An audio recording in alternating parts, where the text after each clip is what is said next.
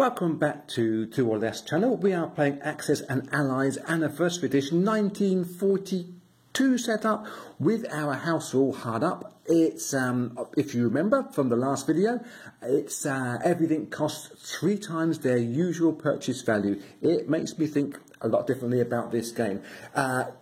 America Land had attacked the Caroline Islands region, sea zone, whatever it is, 51 I believe it is. The Japanese fleet was sunk there. Japan needs some navy. However, they've only got 35 IPCs to start off this turn, and at submarines now costing 18, they're one short of getting even a half decent fleet.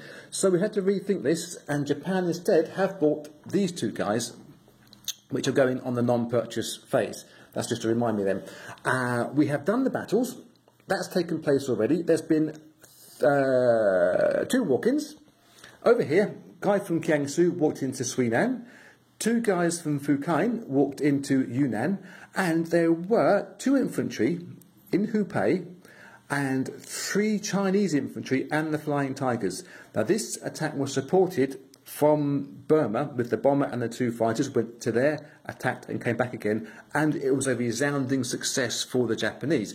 They took 3 units out on the first roll, 2 of them being the infantry attacking at 1, well done guys, and on the second roll they finished off the Flying Tiger that was there, losing just 1 infantry in the process. So I should imagine that Burma, which has now been reinforced by the tank which came over from way around in turn 1, that attack into India will probably take place on turn 3, turn 4, we shall see.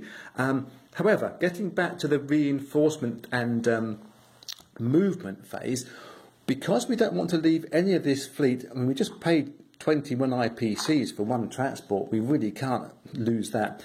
What we're going to have to try to do is conglomerate the fleet into one space, which I think would be Sea Zone 36. So if we take this transport, it can pick up from the Philippine Islands 1 infantry, drop him into French Indochina. This transport that we just bought can take the 2 guys from Japan, infantry and an artillery, can bring that down to come into this battle down south. Obviously the battleship will follow through to support. And from Sea Zone 35, I believe it is, the battleship and the carrier, with its 2 planes, can also drop into here. I should tidy it all up later on. And so at least have a conglomeration of strength with this naval force here. Okay, the island's exposed, but I think it's strong enough, especially when the 2 infantry get placed there in the reinforcement phase. And I should think that that will be strong enough as a resistance force that we can probably put 2 submarines in there on turn 3 and then get the fleet back up to 1 conglomeration, 1 strong central point against what will possibly be an American invasion coming from the Caroline Islands and San Francisco, Pearl Harbor, whatever it's going to be. If we're strong enough there, we're going to repel them by shouting angry words at them rather than actually having to get into an attack, because the last attack didn't go well for the Japanese at least. So next up will be the Russians. Another oops moment for Russia, in a good way similar to the previous turn, was they made an attack that was more successful than we first anticipated. Not up here, over here in Buryatia, where I tried really hard to justify an attack into Manchuria. There's just enough numbers there, 7 infantry versus 2 infantry in a plane. However, what they're going to gain from that is just giving 1 region back to China, because they're allied with them. So what we're going to do instead is down here, the Caucasus made what was going to be a skirmish attack against the Ukraine. There was a couple of infantry and a tank in the Ukraine, and the Russians did a brilliant job, meaning the 3 infantry that we had purchased intending to go into Russia have to go into the Caucasus now to fill in this little gap that's been left in case these guys decide to come south. They're not going to do that, we don't think anyway. The rest of it has been a moving forward addition, just shuffling the units forward from Evenki and from Novosibirsk into Russia and across to reinforce some gaps. But the bomber did make 1 attack on the factory up here, doing the full 6 IPC damage, but the region's only worth 2, so that factory is now maxed out on its damage.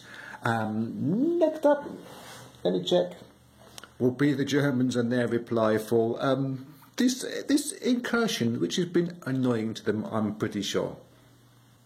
Germany, with retribution and vengeance on their minds, have had a good round. We start off down south. They took 1 infantry and 1 artillery from Libya onto their transport vessel and went into Transjordan. Also, having a tank rolling through Egypt into Transjordan to help that attack. It wasn't necessary. They just one-rolled them anyway, so everything hit. The Brits have been smashed. Germany gain an IPC for there and access to the Suez Canal. And they're probably going to ask the Italians not to go rolling around Africa. They could do with the IPCs, I think, Germany more than the Italians as a central core base of for the access, big money spend and supply. You know where I'm going, even if I don't. Further up north, the factory up in here in Karelia that was damaged by 4 IPCs, the decision was made to not triple up on the repair cost, only on the purchase cost of units, because I think it would be too confusing with the economy, and it would actually be a little bit off balance if you were paying 3 to repair a factory IPC damage. It was a decision I came to. I wasn't entirely happy with either way around, so that way I think is the best compromise. IPC damage with this triple rule on factories is a 1-for-1 replacement. Anyway, up here they took their 3 infantry and 1 tank into Archangel, plus they took the bomber and the fighter from East Poland and the 2 fighters from Western Ukraine up there. One big smash. There were 3 Russian infantry. There was none left at the end of the first roll. Once again, Germany themselves lost 1 infantry, but they've gained 2 IPCs up here, 1 IPC down here. They're now the chip leader at 39 IPCs, which is a nice total. Their post-combat moves was slightly confusing at first, until it took me a while to get my head around how exactly we were going to do this. We have left Bulgaria, Romania with just 1 tank. Stuff's come forward, stuff's shuffled up northwards, and we did place a fresh new infantry unit into Karelia and move 1 of the guys from the Baltic states into there, figuring that these Russian guys here in Belarusia, they're not going to come forward. Should be pretty safe. I didn't want to push forward too hard too quickly. We've now got a good lock surround and we have new units coming through. I think we're good enough now to start pressing on towards Russia itself later. With Bulgaria, Romania being quite weak, the Ukraine could come through and exploit that. So we're going to ask our friends the Italians if they can move their Balkan infantry and tank into Bulgaria, Romania, and similarly ask them if they can move their fleet from Sea Zone 15 into Sea Zone 13, provided the Brits don't come in, or even if the Brits do come in to Sea Zone 13, to plug that end of the Mediterranean. Next up would be the UK. Now they've lost really any control of the Middle East. Yes, they've got some Indian crew here, but they're not going to last very long down there. We will have a little think about it and then see what the Brits do next. Things have gone belly up for the German campaign because the UK have gone hard and gone fast into France. Wasn't expecting that, but the more I looked at it, the more it was the right move to make, and more importantly for the UK and the Allied, it worked out fine for them. They took their 2 infantry artillery units that were here, or 1 of each, up 2 sea zones into France. They supported them with a couple of infantry and artillery coming from the United Kingdom itself onto transports that were hiding away in Iceland. Supporting that attack, seaborne-wise, was a cruiser and a battleship, and from the air, 1 bomber and 2 fighters flew in. And, well, before the guys got their boots on the ground, the sea bombardment and the air strike did the damage. The UK forces only had to roll over 1 more unit when the infantry got there, which they lost one themselves in doing so. However, the what we thought was perhaps enough, German defensive line in France was nowhere near enough. A complete misjudgment for the German player. So, that's me, by the way. So, what we're going to have to do, as far as Germany is concerned, I know we're on the British turn, and Germany and the Axis players, is rethink this whole Italians come towards Bulgaria strategy, and Germany push towards Russia strategy. They really wanted to get into Russia. They did teeter around and are perhaps one turn too late in getting there. They would have gained 6 IPCs for getting to Russia, which they may yet do next turn, but it's looking less likely. And instead they have lost the 6 IPCs that France is valued at. It's a whole different game than it was 2 minutes ago, especially with the Americans coming over. They position themselves into eastern Canada. They can drop in now 2 sea zones to France and make this one heck of a stronghold, get a lock on the continent that I don't think the Axis can come back from just yet. But we will have to see. Next up will be the Italians, a complete rethink for them, and see if we can formulate some sort of Axis plan to get our continent back from those damn Brits and damn Yankees. Well, Italy have worked hard and found a way of helping out their German paymasters whilst protecting their own back door. They're going to be taking the infantry and the tank unit from the Balkans into Bulgaria, Romania, and that will bulk up this small southern corridor.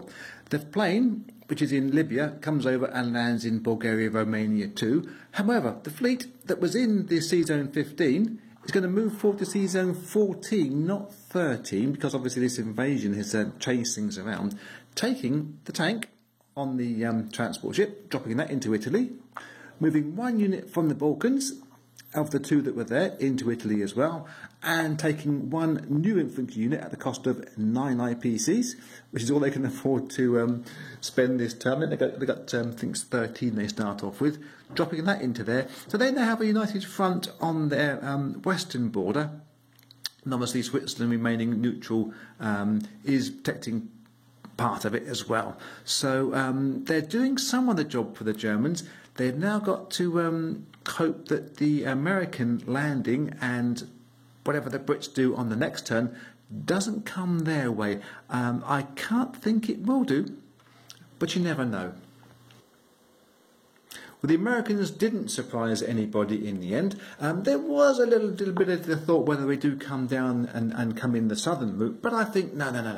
The Americans are good and strong. They've come in via Sea Zone 8 into Sea Zone 7 and dropped themselves off into France itself. The units are conglomerated into the Spanish region because of lack of room or fat fingers, one of the two.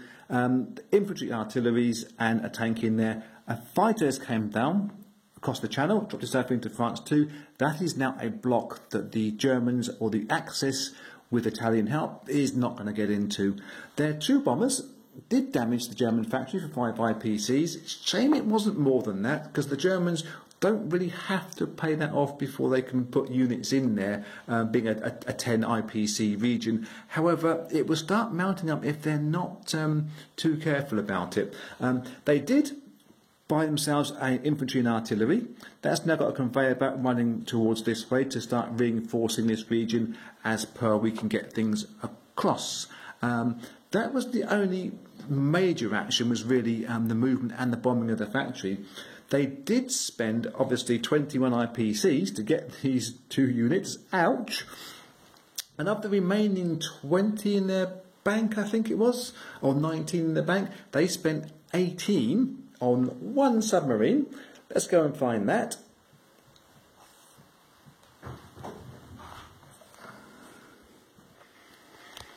Which has now been launched off the San Francisco coast in Sea Zone 56. They did move their fleet from the Caroline Islands via Wake Island into Iwo Jima. They could have taken, really, the Philippines for 2 IPCs, Okinawa for 1 IPC. They went for an island with no IPC value, simply because it's within 2 sea zones of launch of their new subs. It's within a range of the fighters can land on there. They can get their bomber to come across and land in here, and the bomber itself can go 1, 2, 3, hit the mainland, 4, 5, 6, and return back to a safe-ish base. That's the reason why the Americans have done that. That, I think, is going to be enough for a second video. Let's have a quick flyover so you can see what is where, when and why. Obviously, that is everything which is happening over in the Pacific. The British fighter that was there in Australia, lederhosens and beer don't go together too well. That's flown over to India, and the Indian block here now is actually, if it's not strong enough to repel an attack, is possibly enough to persuade the Japanese that they don't want to attack.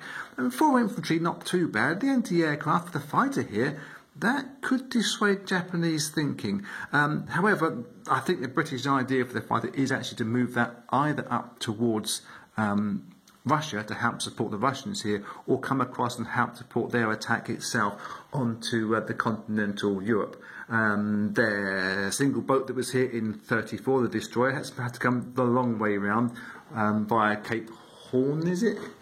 One of the two, Horn or Hope, and make its way back up the South Atlantic to the North Atlantic. It will get there at some time in the future.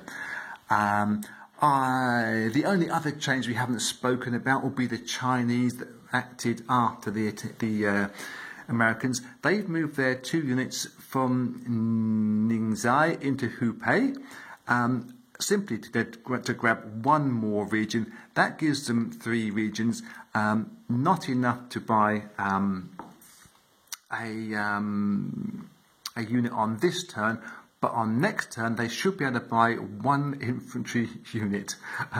Hooray for the Chinese. That'll do for video number 2. I will see you video number 3 and turn number 3 in this interesting hard up game.